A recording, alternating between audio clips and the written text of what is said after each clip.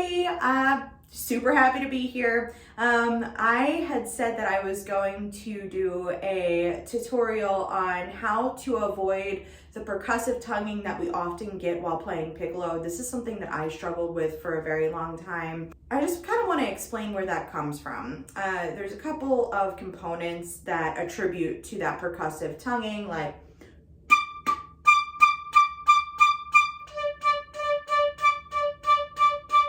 so I think of this in a pyramid because there's, quite frankly, more than three parts to fixing the articulation, but the three main ones I want to cover today. So the first one, being the most important, is your support. Oftentimes we use our articulation as a crutch for true support. It's a false sense of support. So first, bottom of the pyramid, the foundation, what holds it together, is your support. That second part of the pyramid is actually the usage of your air. Is the airstream too fast? Is it too slow? So then your tongue has to make up for that. And then the third part of it, the very top of it, is your actual articulation. And that just means what syllable you're using in single tonguing or double tonguing or triple tonguing, where you're hitting the roof of your mouth, which we will cover, and also where the reactivity of the tongue in the back is. Is it quick enough? Is it coming out of the way so we can allow that true sense of support and the air to work its magic? You can apply any of the techniques that I'm going to cover in this video to any etude, any solo, a passage in an orchestral piece. I need to preface this by stating all of this technical work needs to go at a snail's pace. It needs to be slow motion. Two of the references that I personally use, I'll be doing these on just exercise books. The first one is Paul Edmund Davies, which is the one you'll hear me play today, page 103 of his book for the 28-day warm-up book for all flutists eventually. It's a great book for flute and piccolo, and I often use it in students' lessons and often for myself. The second one is basically my life support. It's the Niccolò Mazzanti Daily Piccolo Exercises book. I typically use page 41 on variation exercises, and I use the lines that have articulated exercises on it. I will be doing this for page 103 on the Paul Edmund Davies book. It's articulation 5. He's got it set up to where you can do articulation 3 different ways. I'm just going to focus on the first part, which is short and crisp articulation. The second one is a slightly longer articulation, and then the third and final one is a very legato and sustained articulation. So in order to start this whole process of fixing your articulation, we actually need to do something that's very counterintuitive, which is taking the tongue out of the equation. We're going to really just check to make sure our actual support is there. When I play and I'm really focusing on my support without articulation and anything else, I'm prepping my support before I even make a sound out of the instrument. I cannot stress how important that is. And of course it fluctuates between registers. If you're in the lower register, you're not going to need as much support, but perhaps in the highest register or even in the middle register, you're going to need to engage those core muscles.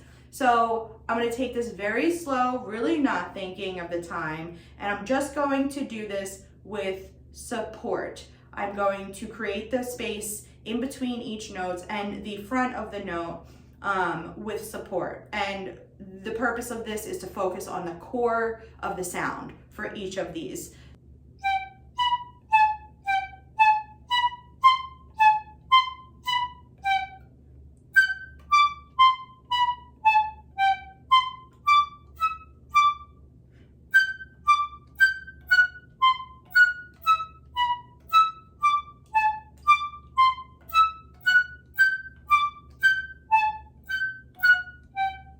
Okay, now I know that my core sound is there. The support is helping with all of these jumps. It goes from lower to middle register. It's nothing too crazy.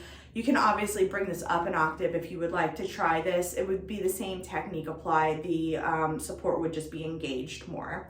The second thing that I do, my tongue comes like like too forward to where I'm almost, it feels as though I'm like spitting like seeds off of my tongue. It's not necessary. It's really not. So I really need to check the placement of my tongue, and I whip out this guy, which if you've seen my first long format video, this encompasses how to use this for strengthening your Cupid's bow for the lower register.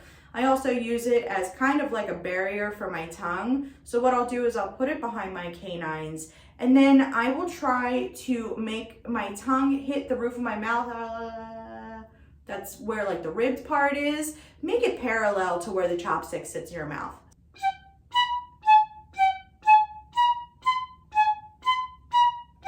So you would do that. Then the third step would be to apply both the articulation and the support without the chopstick to see if you can mimic that core sound that you got with the syllable that you've chosen and the placement of the tongue that you've chosen. So I'm only just gonna do the first line just to kind of like not make this a half-hour long video.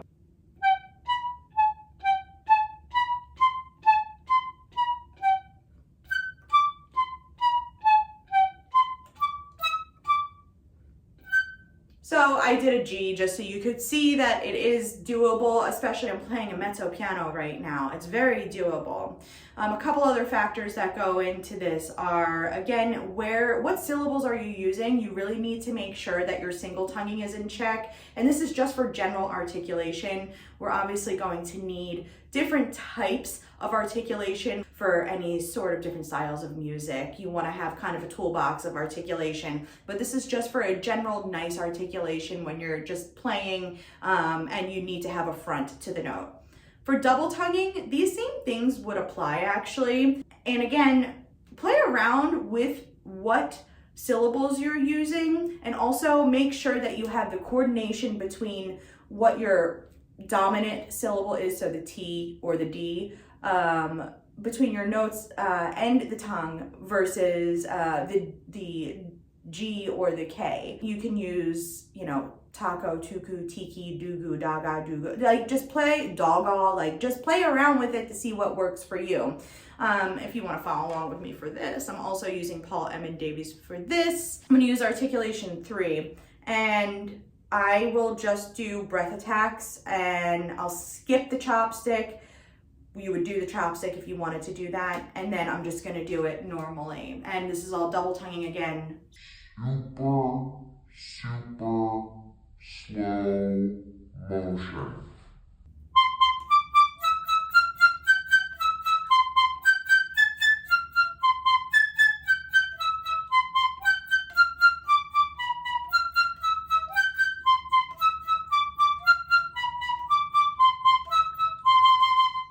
Now with articulation, pretend we did the chopstick.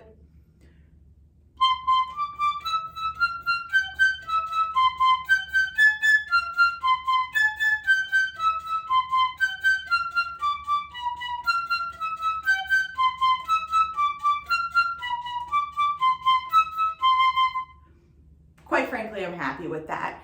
There's a couple other things that go into articulation, and I'm really thinking just kind of off the top of my head here with the primary, really important techniques that you would use to kind of make sure that everything is in its right place.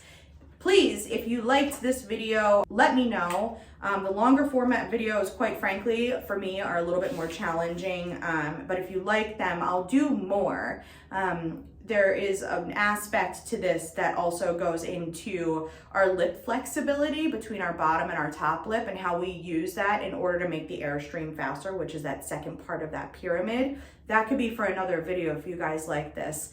I hope this helped. If you have any questions about this, please let me know. Otherwise, happy practicing.